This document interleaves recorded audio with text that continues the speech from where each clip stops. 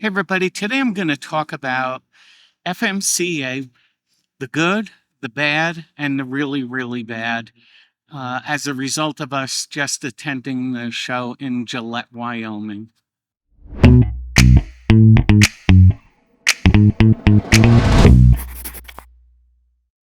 Hey everybody, welcome back to our channel. My name is Jim.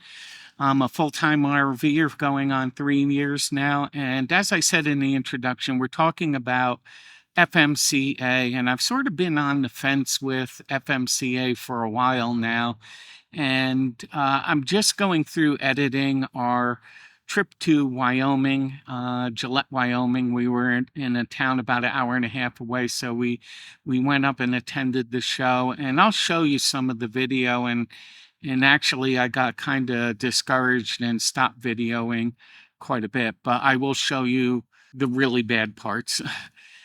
And I'll show you the good. So what's my beef, so to speak, with FMCA? Well, they say in their magazine here when they list their benefits that they're an advocate for RVers, and I just don't see that 100%. And I hope somebody from FMCA watches this video and try to understand what I'm talking about from an RVer standpoint. But let me talk about one thing, for instance. A while back, we did a video on how the best internet plan that was out there for anybody traveling was through FMCA. It was $50 a month. It was through Sprint. It was true unlimited. You didn't get throttled or anything, and they lost that contract and they went with another provider. And so you would think the power of FMCA, with all of the members that they have, that they would have be that advocate for us and have a strong enough voice to really get us a competitive rate for internet, but they don't. And so that was one of the first things I wrote to the president. He forwarded an email on to the head of their Tech Connect, and they sent me a new modem as if that was the problem, and I had to send all of that back, and I went to Starlink. But they're just not with the times, and a lot of that was evident at the Gillette show. It was not well attended. From my perspective. And let me just put a caveat that we didn't do the full show. We just went to the convention center and walked outside at the RVs to look at what they were selling. And what we saw was it wasn't well attended. The showing from RV dealers was very sparse. And when you see the video I took of some of the representation of the RVs that were there, it's just horrendous. It was horrible. The other observation I had is, and I'm 68 years old, I'm going to be 68 in December, but this was mostly attended by people 10 to 15 years my senior, for the most part. And it just seemed, it had an old-fashioned feel to it. And they don't seem to be catching up with the modern times. For example, one of the things that we hoped to see were vans at the RV show. Now, FMCA has been slow to let different groups into their membership. A while ago, it was only Class A's, and then now they let other people in, I'm sure, as their membership was waning. But man, put your finger on the pulse of what's going on in the community, in the RV life. Van life is a huge thing. You go to any, we're in Colorado right now, and you'll see dozens of these vans and conversions going around. But that's not the worst part. The worst part was the representation from the dealers. So let's jump into a couple of videos that we did take. There was really one good RV there. It was a Prevost Millennium RV, and There were a few new Tiffins, and I'm not sure there was any other brand new. And then the used ones, what I really had a problem with.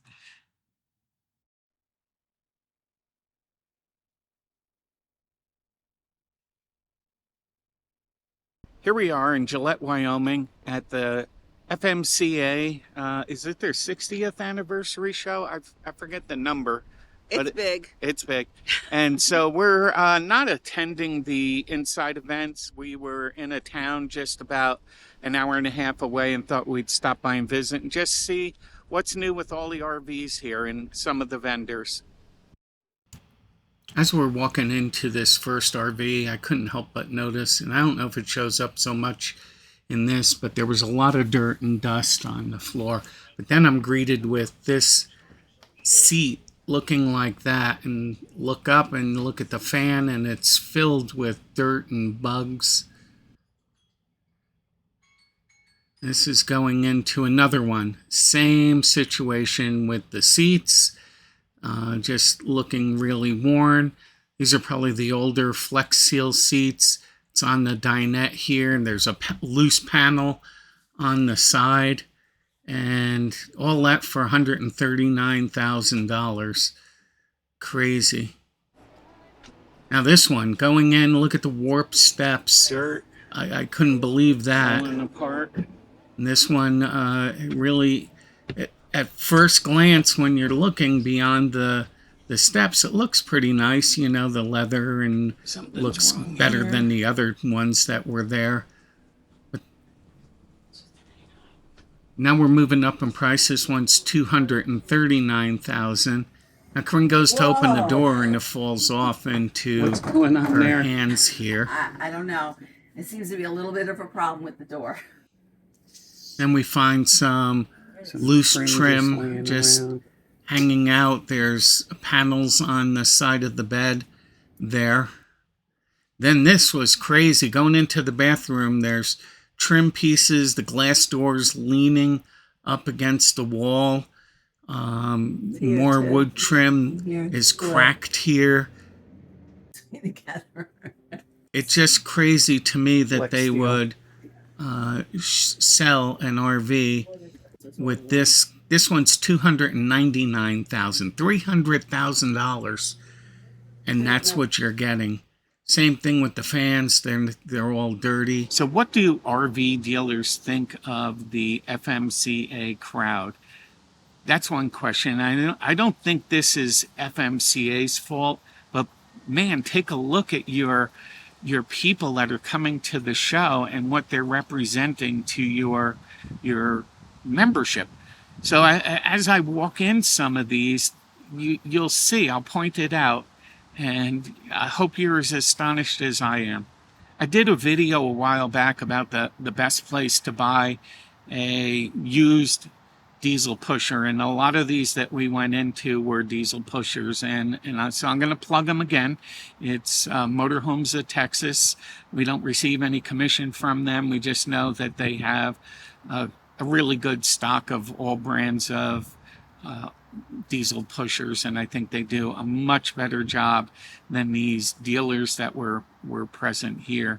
The event center itself was good. There were a lot of vendors there. I'll show you a couple of clips of those. We got a really good deal on soft starts from Micro Air for our air conditioners, and I'm 100% pleased with that. So they did seem to have quite a few deals. Wasn't heavily attended. I mean, if you've gone to the Quartzsite show, you can hardly move in the aisles, and at this show you can basically shoot a cannon down the aisle and hardly hit anybody. I'm sorry for the rant this week. Just kind of frustrating to see FMCA really in my visibility a decline. I hope they improve it. I think we do need in the RV industry a good advocate for us, and hopefully they can get on the right footing. I did see advertisements that they had, that they were looking for new, I think it was social media or membership directors. So hopefully those guys get it straight and take a look at this video and see what we saw through the eyes of a full-time RVer, and what we find acceptable and what we find unacceptable. Until next time, thanks for visiting our channel. We hope to see you on the road, and if we do, stop by, say hello. We'd love to meet our fans. Thank you. Take care. Bye-bye.